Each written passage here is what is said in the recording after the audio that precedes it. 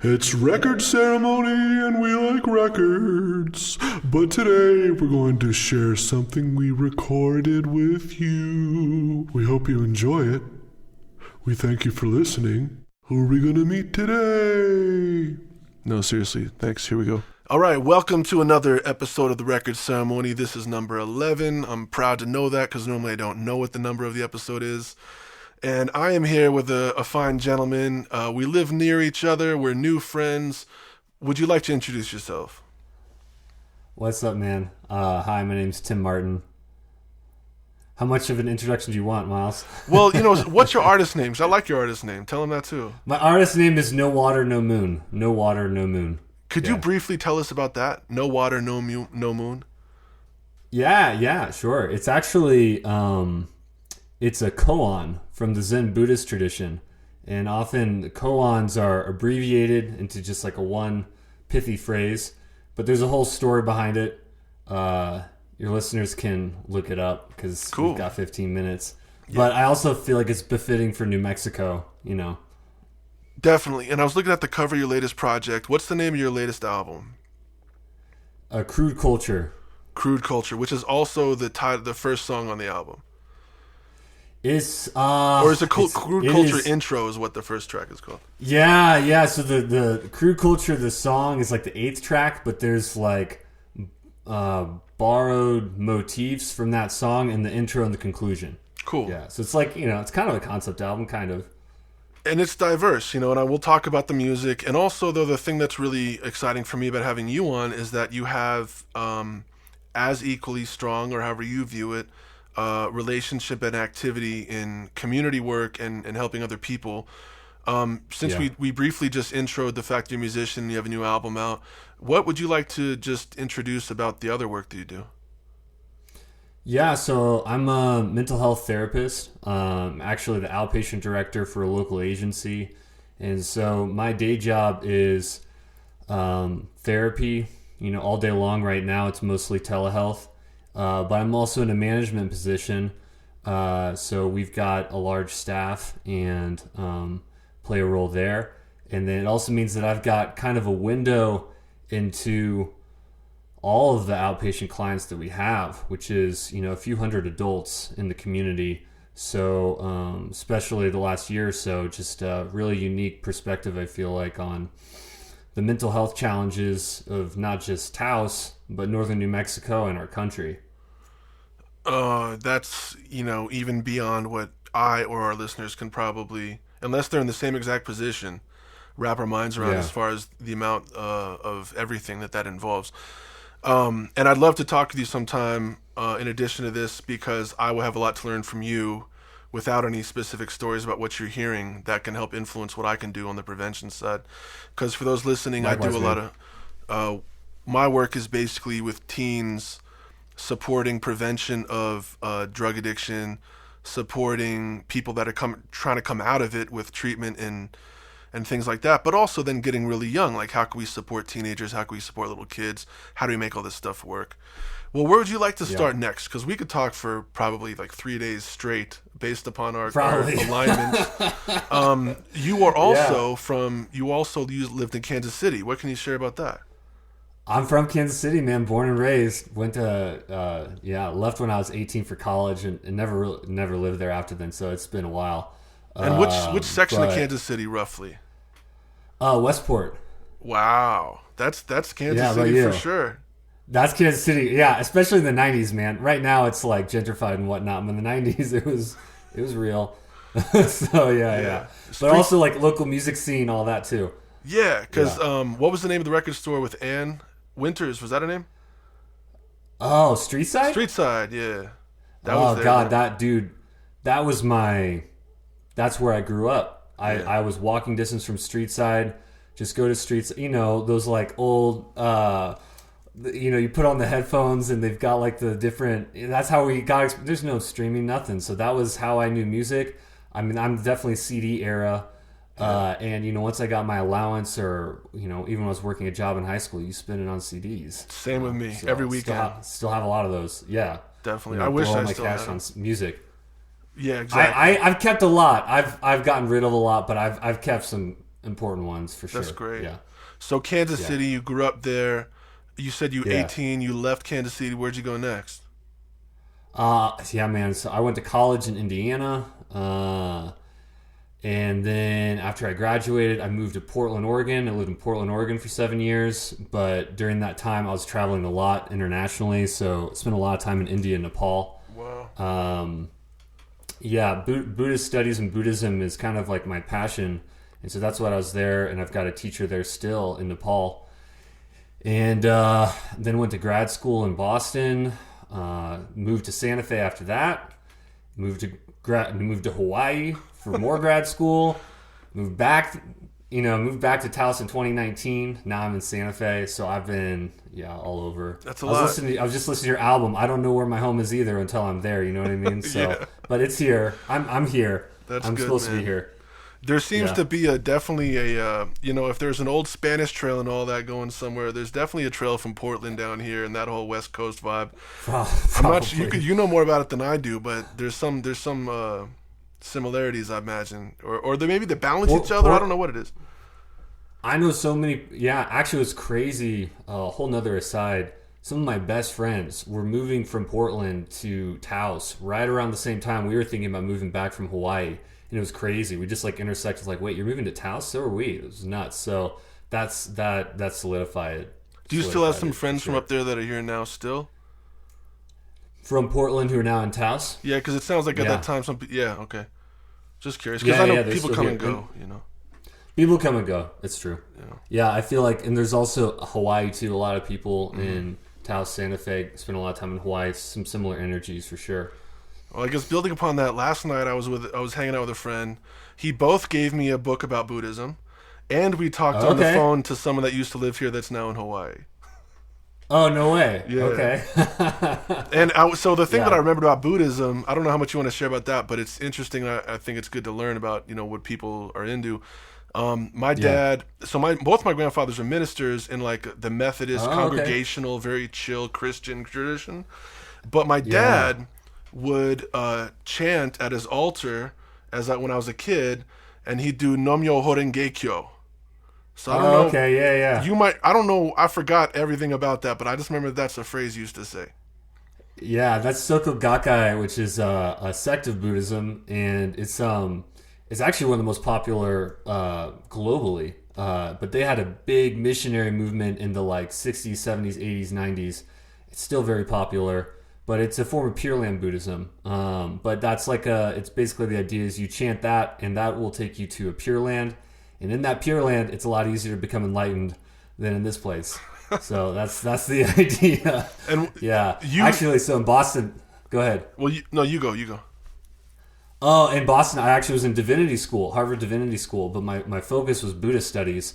But yeah, man, I'm chill with the Christians. I have a lot of friends who are ministers for sure. A lot of overlap, And what would you like to share about the Buddhist influence in your life, or because it sounds like you really understand that world, far greater than I do. Well, one of the things, and this ties back to the theme of your podcast too, integrating music and community work, and for me, it's all about service, and I think that that's a huge emphasis in Christianity too. But Buddhism has a slightly different twist where it's about, working towards one's own liberation to liberate others, at least in Mahayana Buddhism. And so really constantly trying to focus on other people and having that be the motive and drive behind what you do. And I feel like for me, that's the motivation behind my work, but it's also, I try to have it be the motivation behind my music, ego and everything gets wrapped up in there too. But I feel like to keep coming back to that, that's like the thread, because we're all interconnected. We're all one anyways, we're all the same interconnected web of being. And so why do we have to have these separate identities and whatnot when really we're just trying to do good? I have nothing to say because I completely agree with you. That was the same vibe, man. Well, I guess let's fast forward. Here we are today. Yeah. We started off talking about both your album and your work. Yeah. I mean, what is that balance like for you? What do they each serve for you in your experience currently? I mean, here's what's crazy, right? I've been a singer-songwriter now, I don't know, 15 plus years, and I'd never recorded a full studio album, but it was last year, keep in mind, I'm still working this full-time job, which is often more than 40 hours a week. But because of COVID, because of lockdown, not seeing people, I was like, maybe this is the time. This is the time. So I got all the gear. You see some of it behind me. Still collecting more. My hobbies haven't changed much since when I was a little kid. Blowing all my dough on music. But that and it was very interesting because somehow working full time, working with other people, even though I was super crazy busy, I've got a 2-year-old too, and I'm married and all this other stuff. It was the time, and it just came together like magic. I don't know how, but I made the aspiration. I'm going to record an album this year, and I did. Yeah. I mean, so that must feel very fulfilling for you after all these years of creating and wanting to have it happen. And what was the release date? It came out recently. How recently? Yeah, January 21st. Oh, wow. January 21st. Yeah. So just a little over a month ago. Yep. Yeah. What is it, so when I listen to, I haven't had a chance to soak in the whole thing, but I listened to the first couple tracks, and the first one to me feels very cathartic and like a response to your existence. The other one I think was instrumental, right? It was largely piano based. I think that was the second track, and I really love that. It's beautiful. And then the third one, this is, everybody has their own interpretation of movies or books or whatever, or food based on what they know. So for what I know that I associated with is like kind of an Elliott Smith vibe because I love Elliott Smith. I will take that and I will die. I will take that, man. Because you even in the middle, like over a minute in, you started to do some chord change, and I was like, oh man, that was a good place to go. So when you look at your album, how would you, you're not selling it to someone, about like, oh, go buy it, but like, what does it mean to you? What do you feel is the variety of what it expresses? Dang, dude, that's a big question.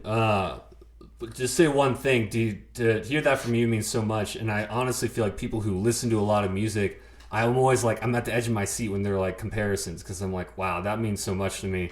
And so the question is, what does it mean to me? Well, right? I just know, like, for instance, you just listen to my latest thing, My Lumberjack Soul 2, for me, if I had to be completely honest, which I'm getting better at about that one because it's so personal, is it represents a bunch of years when I was getting divorced, when I was alone, when I found someone, when I was alone, and it's just like that, and it covers that time span. So that's kind of like my, it's not a party album, you know what I mean? So how do you feel about yours?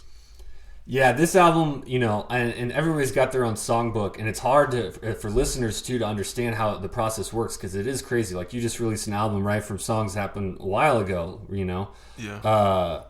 I mean, these songs, some of them that ballad I wrote when I was like 16. Wow. Other ones I wrote last year. It's just I was picking and selecting out of like this songbook in my head that spans maybe 30, 40 songs, like what fits together as kind of a concept album. And so for me, this was more of my political, social commentary type stuff. The lyrics they're about, they include my own perspective, but no heartbreak songs. I've got a whole nother album of those ready to go. Oh, right. So I feel like Crude Culture, it's a commentary. And what's interesting is some of those songs I wrote, 10, 15 years ago. Crude Culture, the song itself, I wrote when I was, 10 years ago.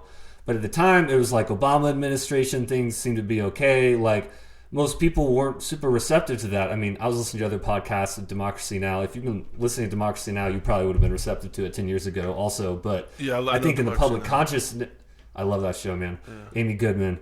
But, I think in the public consciousness, there was not this sense of like, our world is in dire straits. Absolutely. Unless you're a climate change activist. Or honestly, an activism, with regards to race and racism. I think you already knew that was a crisis, but just people weren't considering it that. And I think this past year, it just all came to a head in a way that I think our country needed to, like, just take this cold, hard look at, like, what are we?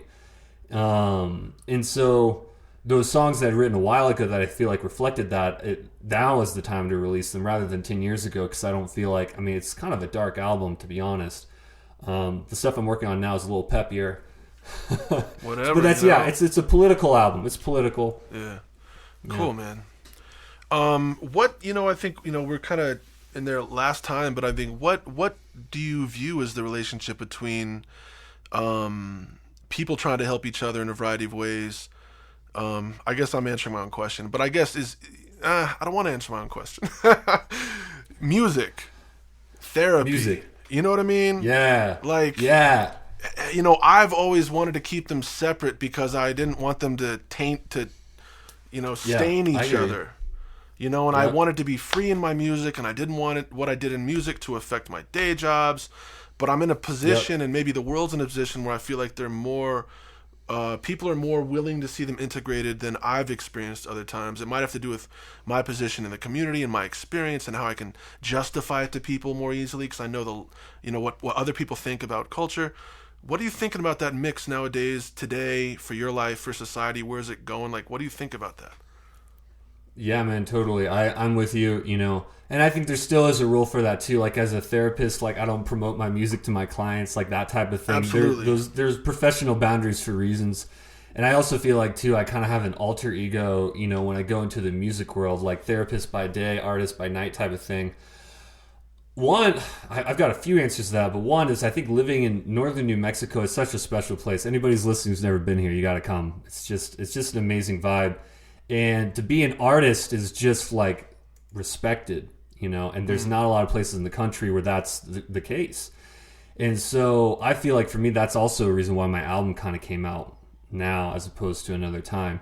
And Taos, especially, the energy there was so supportive to the creative process. So that for me was a lot easier to integrate. I think also too with the telehealth thing, I'm at home all the time. I mean, you see my keyboard behind me. And so literally within 3 feet of my conversation with a client, I have access to production, catharsis. And for me, this album, it's a weird process because it's like I make this vow that I want to become liberated, right? And I want to include other people in that process. And then all of a sudden, my clients are helping me with that project because that project is my own liberation, which I can't do without them, right? The whole our liberations are intertwined. So for me, I don't think I could have written this album without my clients because I had all this stress, but just like holding the collective trauma of what last year and even continuing to this year has been meant that I had to put it into music. I had to own my creative process. I had to be like, hey, this is what I do also. And I had to put all that energy into something positive and constructive. And I think that that's like, the peacock that swallows the poison, and then the poison turns into this like bouquet of like colorful mastery. That for me is like the ultimate goal. Can I take the pain that everybody is exposing me to, which really isn't something we need to be afraid of, but it is scary, and can I hold that and then transition that into life, death into life and back again. So for me, that's the interconnection between therapy and music. It's all one thing, it's all life. Like it's all the same life force. And to have it all so close together, like in the same space for me, because my music studio was my office, was where my dog slept, was, really helped. It actually kind of helped in a weird way. It wasn't always pleasant though. No, I get it.